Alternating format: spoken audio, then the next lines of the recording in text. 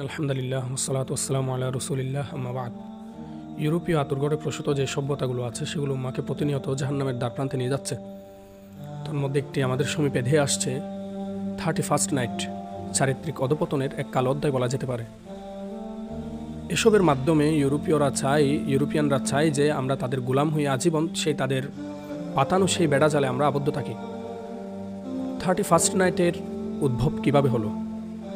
প্রাচীন যে রোমানরা ছিল আজ থেকে 4000 বছর পূর্বে, সেই সময় থেকে নিয়ে তারা এক কাল্পনিক স্রষ্টা, যাকে তারা জানুস দেবতা বলে। আপনি অনলাইনে সার্চ করেন জানুস দেবতা, ওই দেবতার দুইটা মুখ আছে। আমাদের যে চেহারার পিছনে যে মাথা, ওইটা এমন না, তার উভয় পাশেই চেহারা। একটা হইতেছে অতীতের চেহারা কল্যাণময়, আর একটা হইতেছে ভবিষ্যতের কল্যাণময় চেহারা। যে সময় ডিসেম্বর মাস শেষ হবে এবং নতুন বছরের সূত্রপাত হবে, তারা অতীতের সেই কল্যাণময় চেহারার ইবাদত বাদ দিয়ে সেই সময় জানুয়ারির 1ম তারিখ তারা কল্যাণময় চেহারার দিকে চলে আসবে, ভবিষ্যতের যে কল্যাণময় চেহারা সেদিকে চলে আসবে। সেদিকে এসে তারা সেই জানুস দেবতার কাছে প্রার্থনা করে বলে যে বিগত বছর তুমি ভালো রেখেছিলে, এবছরও তুমি ভালো রাখবে। এই হইতেছে তাদের 31st নাইটের যেই মৌলিক দিকটা আছে ওইটা আর কি। তো আপনি বলতে পারেন যে আমি তো ওই দৃষ্টিকোণ থেকে 31st নাইট পালন করি না।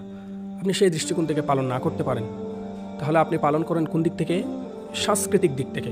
তাহলে বলা যাইতে পারে যে ইউরোপিয়ানরা যে 31st নাইটের উদ্ভব ঘটাইছে, যেহেতু তারা জাগতিক সব কিছুতে বিশ্বাসী, পার্থিব কোনো কিছুতেই তারা বিশ্বাসী আদৌ না, তো সেহেতু তারা যে পার্থিব কিছু বাদ দিয়ে যে জাগতিক কোনো কিছুতে এই 31st নাইটকে আনছে, তো আপনি সেই 31st নাইট মানেন, ঠিক আছে না?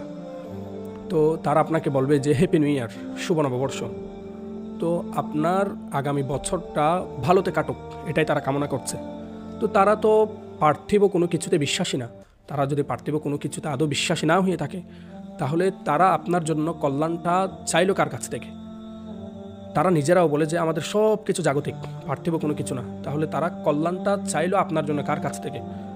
তাহলে আলটিমেটলি বোঝা যাইতেছে যে হ্যাপি নিউ ইয়ারের অর্থ হইতেছে আপনি কোনো নারী নিয়ে রেস্টুরেন্টে যাবেন, কিংবা জিনা বেবিচারের মতো কোনো বেশ্যাপনা বেহায়াপনায় লিপ্ত থাকবেন, নিমজ্জিত থাকবেন। নারী পুরুষের অবাধ যে বিচরণ সাগরের পাড়ে, সকালের সূর্যকে আপনি সেলিব্রেশন করবেন। এসবই হইতেছে মূল 31st নাইট। আপনি যদি এসব করেন, তাহলে ইউরোপীয়রা বলবে যে আপনি 31st নাইট পালন করছেন। তাহলে অশ্লীলতা সেই রাতে যে যত বেশি করতে পারে সে 31st নাইট পালন করছে। বিষয়টা এমনই। আপনি বলতে পারেন যে আমি তো সেভাবেও করি না, এমনি নববর্ষের শুভেচ্ছা জানাই। তো সেটা হইল কি, তারা যে উৎসবটা পালন করতেছে এটা যেহেতু ইসলামে নাই, আপনি প্রত্যক্ষভাবে না করেন পরোক্ষভাবে সাপোর্ট দিতেছেন। তো ফেসবুকে যে একটা স্ট্যাটাস দিলেন, তো আল্লাহর হাবিব সাল্লাল্লাহু আলাইহি ওয়াসাল্লামের হাদিস, মান কাসসারা সিওয়াদা কওমিন ফাহুয়া মিনহুম, যে ব্যক্তি কোনো সম্প্রদায়ের পাল্লাবাড়ি করলো, আপনাকে উপস্থিত থাকতে হইতেছে না। তারা যে কাজগুলো করবে সেগুলো করবেন না, যেহেতু এটা ইসলামে নাই। ইসলাম বহির্ভূত কোনো কিছুতে তাদেরকে যে কোনো দিক থেকে আপনি সমর্থন করছেন, এর মাধ্যমে আপনি তাদের দলভুক্ত হবেন এবং আল্লাহর হাবিবের উম্মত থেকে আল্লাহর হাবিব আপনাকে নিজের উম্মত হিসেবে গণছে না। এভাবে হাদিসটা বলা হয়। দ্বিতীয়ত, ইসলাম যেই জায়গায় দিবস রেখেছে, আপনি এর বাইরে গিয়ে দিবস পালন করতে পারবেন না। কারণ আল্লাহর হাবিব সাল্লাল্লাহু আলাইহি ওয়াসাল্লামের শরিয়াতে এমনও আছে যে আগে মুসলমানরা, ইহুদিরা একটা রোজা রাখতো, মুসলমানরাও একটা রোজা রাখছে মহরমে। তো পরবর্তীতে দেখা যাইতেছে ইহুদিদের সাথে মিলতেছে, এই জন্য আল্লাহর হাবিব রোজাকে ডাবল করে দিয়েছেন। প্রতিটা ক্ষেত্রে সাংস্কৃতিক ময়দানে এবং ধর্মীয় ময়দানে আল্লাহর হাবিব সাল্লাল্লাহু আলাইহি ওয়াসাল্লাম ইহুদিদের সাথে বিরুদ্ধাচারণের যে দিকটা আছে ওটাকে অব্যাহত রাখছেন। তাহলে আপনি কিভাবে এই দিক থেকে সরে যাবেন?